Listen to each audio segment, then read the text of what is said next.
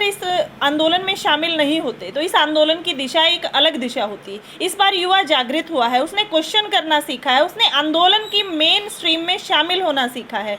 युवा ने शांत होकर आंदोलन करना सीखा है। पहले बोला जाता था कि युवा बच्चे आगे आएंगे, गुस्सा होगा, समझ नहीं होगी, कोई ना कोई गड़बड़ कर देंगे, पर इस बार का युवा जो सामने निकल के आया है वो बहुत समझदारी से चल रहा है। वो बुजुर्गों के दिशा निर्देश को फॉलो करते हुए, संयुक्त मोर्चा के दिशा निर्देश को फॉलो करते हुए बहुत समझदारी से आगे बढ़ रहा है। तो हम उन युवाओं के लिए भी कुछ करना चाहते हैं और उनको सैल्यूट करते हैं कि आप इसी तरीके से समझदारी से आगे बढ़ते रहें। इलाहाबाद में उपचुनाव हो रहा है, संयुक्त किसान मोर्चा की तरफ से किसी को समर्थन किया जा रहा है? नहीं, संयुक्त किसान मोर्चा की तरफ से किसी का कोई समर्थन नहीं है और ना ही कोई कैंडिडेट किसानों की तरफ से उतारा गया है।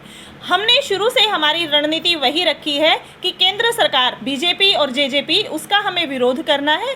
बाकी आप जिसको मर्जी वोट करें, पर बीजेपी और जेजेपी को अपने गाँवों में प्रचार के लिए भी ना घुसने दे, बस यही प्रार्थना है। मैम, जेजेपी के वरिष्ठ नेता हैं जी विजय चौटाला, उन्होंने बलराम सिंह चटोनी और योगेंद्र यादव को चेतावनी दी है, वो खुले मन से मतलब बैंक तक नहीं लेके आ रहे हैं। जहाँ भी देखें मन साफ हो रहा, उन्होंने चेतावनी दी है प्रेस कॉन्फ्रेंस करके। मैं दिग्विजय चौटाला को चेतावनी देती हूँ कि जहां मर्जी सामने आ जाइए, बैठिए, बातचीत कीजिए और अगर आप सेटिस्फाई कर सकते हैं तो कीजिए। और पिछले 10 महीने से आप क्या कर रहे थे? पिछले 10 महीने आपने क्यों इंतजार करवाया? अगर आपको कानूनों की इतनी समझ है, आप हमारे पक्ष में हैं, तो आप पहले खुल के क्यों नहीं आए? हम तो शुरुआत से कह रहे हैं ना कि छोड़िए राजनीति और हमारे बीच में आके बैठिए। अगर उस वक्त बैठे होते तो आज उनकी इज्जत हमारी नज़रों में कुछ और होती। आज भी हम उनको खुले मैदान में ललकारते हैं कि आइए और बताइए हमें कि उन कानूनों के फायदे क्या हैं और हम आपको बताएंगे कि नुकसान क्या है। सिंधु बॉर्डर पे जो हत्या हुई है, दुष्यंत चौटाला जानना कि सारी किसान नेताओं की गिरफ्तारी होनी चाहिए, सारी जिम्मेदारी उन्हें अपने पे लेनी चाहिए। इस बयान को इस तरह देखते हैं। देखिए, सरकार शुरू से ही आंदोलन को तोड़ने की कोशिश करती रही है, पर ये जो हत्या हुई है इसकी हम निंदा करते हैं। किसी के साथ भी हम इस तरीके का अमानवीय व्यवहार नहीं कर सकते, उसके लिए हम दुखी हैं, मन से दुखी हैं। पर ये आंदोलन में की गई हत्या नहीं है, ये एक वर्ग विशेष की, जैसे निहंग परिवार था हमारा, उस परिवार में उनके धार्मिक ग्रंथ की बेअदबी की गई, तो उनसे वो बर्दाश्त नहीं हुआ। इसी बात को इन्होंने, सरकार ने धार्मिक मुद्दा बनाने की भी कोशिश की, पर वो इसमें भी कामयाब नहीं रही क्योंकि दलित दोनों हो गए। तो अब जो है सरकार कोई और नई चाल चलेगी।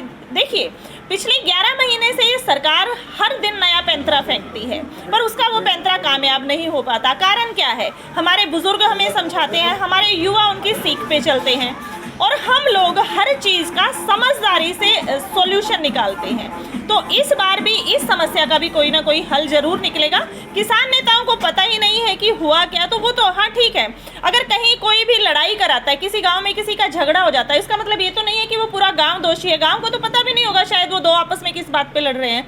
तो मोर्चे पे अगर मतलब जो ये हत्या हुई है, इसका मोर्चे से लेना देना नहीं है। लेना देना मीन्स वो किसान आंदोलन को लेके नहीं हुई है, कि किसानों की लड़ाई को लेके नहीं हुई है। वो उनकी कोई पर्सनल बातचीत थी जो धार्मिक ग्रंथ की बेअदबी निहंग भाइयों को सहन नहीं हुई, और वो जायज़ भी बनता है क्योंकि हर इंसान अपने धर्म के लिए अपनी मान्यता को सर्वोपरि रखता है।